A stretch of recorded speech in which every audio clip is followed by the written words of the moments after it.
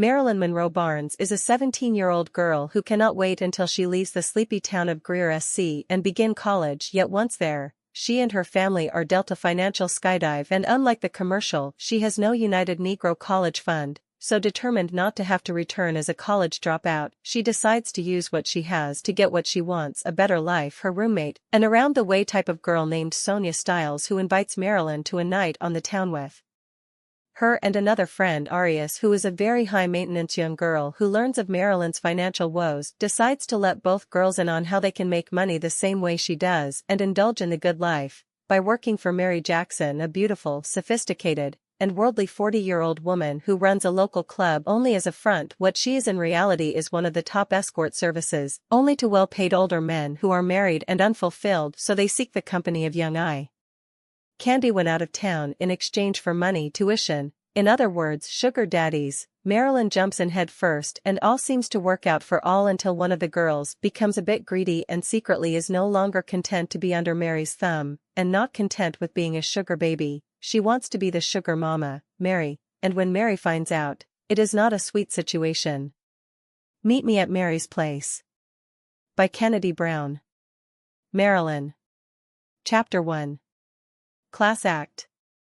Marilyn Monroe Barnes. I hear a few surprised chuckles, obviously from the sound of it. Many here did not know my middle name. In fact, had they been in this type of ceremony, they would not be shocked to know I was named for the late, legendary screen goddess. Because I have two older brothers who are named Cary Grant Barnes and Clark Gable Barnes, and two younger sisters, Dorothy Dandridge Barnes and Nina McKinney Barnes. Our parents were classic movie fanatics, but I felt they showed much more favoritism when naming my brothers named for gorgeous matinee idols, whereas my sisters and I were named for beautiful women who all met the same fate: mental issues, man issues, and then drugs followed by suicide. But today was my graduation day and I strutted across that stage as if I owned it. I was now a graduate of Greer Senior High and proud of it. But truth be told, I was ready to float like a butterfly and sting like a bee, and get my summer underway and out of the way. I was leaving for college in late July. Well, actually it was an all-girls college and there was no boys allowed in the dorm rooms at Cook University in Tarleton, Virginia, but that was not even a worry for me because although I had a dorm room there, I was gonna do what I wanted, when I wanted, and as long as I kept my 3.8 GPA, I knew I would not have my parents curse me out or take me out and have me attend college close by and live at home. I figured as long as my parents spoiled me rotten, I could at least do that for them, because as much as I loved Greer, South Carolina, I had no intention of ever moving back there, at least not anytime soon. That was a year and a half ago now. My life has changed in many ways. Sometimes I don't even recognize myself in the mirror. I chose materialism instead of an education, so I landed a job in the oldest profession. It pays great and the benefits are even better, so I try to tell myself, yet myself even tells me I am full of it. Sonya Styles. Chapter 2.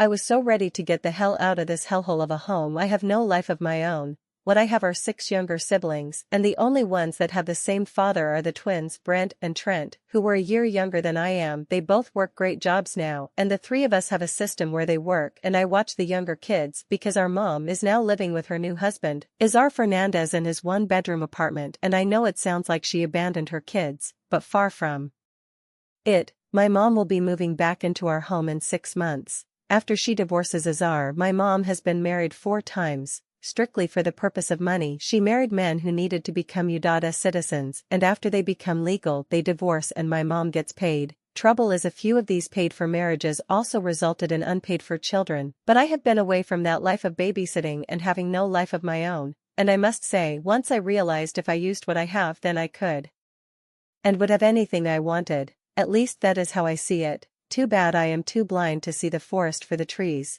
Or is it that I am not wanting to see? Arias Shamory Bruster. I am so glad to get the hell away from Spartanburg SC. Of course Virginia is not across the globe. It will be a welcome change, meaning I could stop lying to everyone. My family and friends think I spent so much time at the Westside Branch Library studying so very hard that I won a full scholarship to Cook University. But if you were in my graduating class, then you would know. I graduated by the thinnest margin allowed, but each report card would be a duplicate, with the grades I altered and the real one, the one with the forged signature.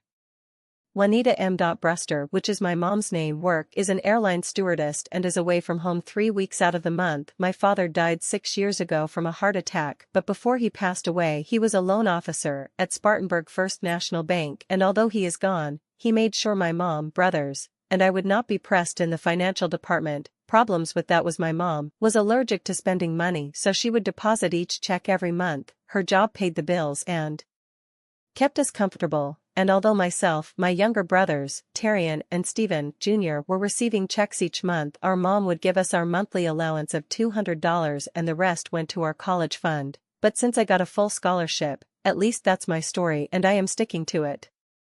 Truth is I had to pay for my tuition, which I decided to do. Mom was so proud that she granted me full access to my trust fund and bragged on my accomplishments, and since most of my family lived out of town, my mom called, bragged, and everyone gushed over my intelligence. I am very intelligent, but I am more ambitious than anything else. I had just 2 things on my mind, and school was the farthest thing on my mind. I had a plan, and it would work out fine, as long as I was new to Virginia, and Virginia was new to me. Thank God for the social media job search. In fact, I had already been hired online by a company that seemed to cater to employ an ambition, living well, while someone else did the manual labor. I had already rented an apartment 10 minutes away from the campus of the school. After all, I would be stupid to even try to live in a dorm room when I only had 1 class, so I rented a small residential suite from my job I had lined up in Virginia. My employer was a sleek businesswoman by the name of Mary Savoy Jackson, and this story is far from the story I would be telling had I not gotten out of Spartanburg, or Sparkle City, as many refer to it, but the sparkle was too dim to keep me there. It was not until later would I learn all that shines ain't gold, so if you want the truth, I can show you better than tell you. Meet me at Mary's place, and see how it all began as sweet sugar babies catering to unfulfilled wealthy sugar daddies, and how quickly it can go from bittersweet to sour, in the blink of an eye. Present day 2017. Marilyn.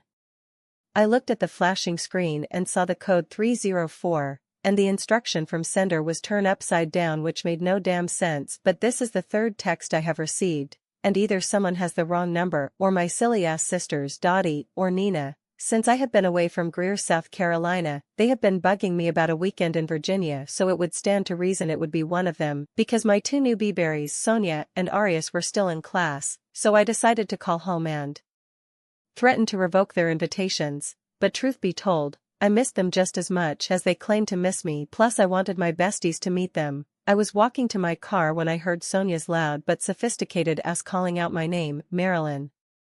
Hold up. I need to hitch a ride. Darren is on his bullshit, had my car repossessed. She huffed and puffed as she plopped her ass down.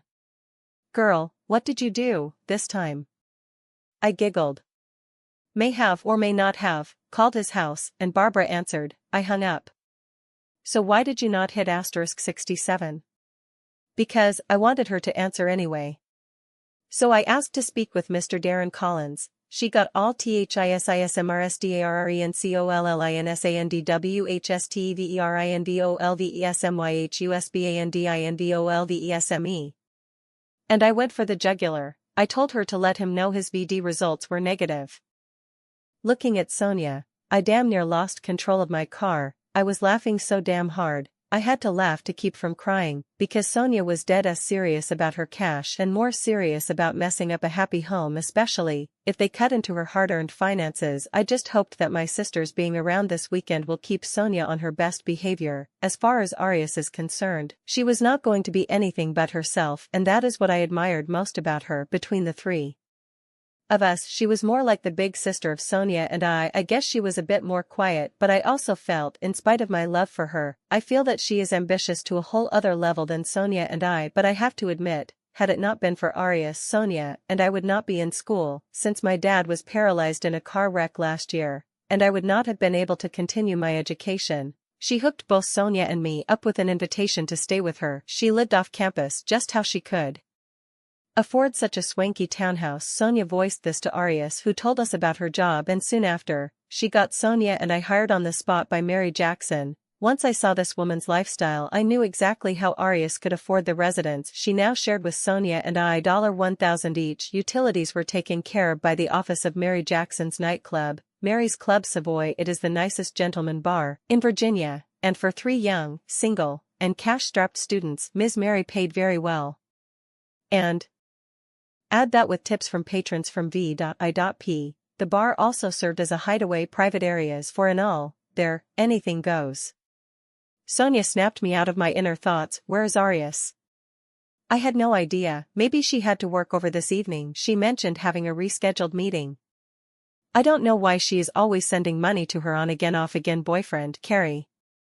Please, she sends that money home for her Aunt Eunice to put into an account in Spartanburg, so she will have it to fall back on. Smart child. Please, now that you mention it, she gets 2 different bank statements in the mail. One comes to the apartment, another to a post office box.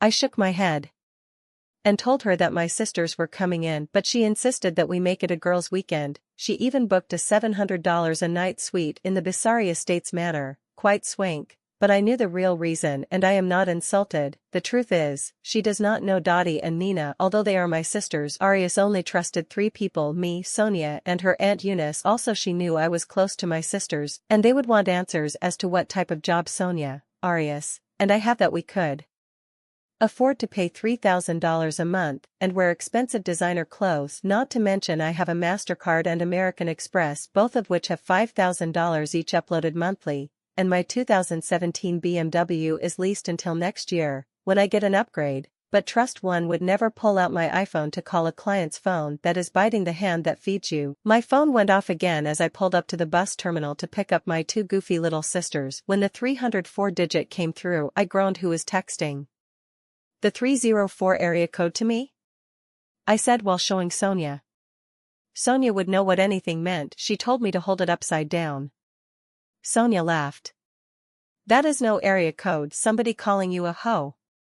I am glad she could get her 7 chuckles on it, while trying to sober herself before my 2 homebody sisters got to the car. Here they come, I squealed. Both Sonya and I got out to greet them. They were so sweet and innocent, almost childlike, kind of, my babies. When they saw the car they were in awe. So sweet. Now I know why I get homesick. I miss them. Dottie was sitting behind me oohing and awing at everything. Nina was asking all kind of questions, like I knew she would. Then she said, "Damn, are y'all prostitutes?" Both Dottie and Sonya burst out laughing with Nina. When we pulled into the parking area of Bissari, both girls whistled, gave each other a high five and said in unison, "Prostitutes."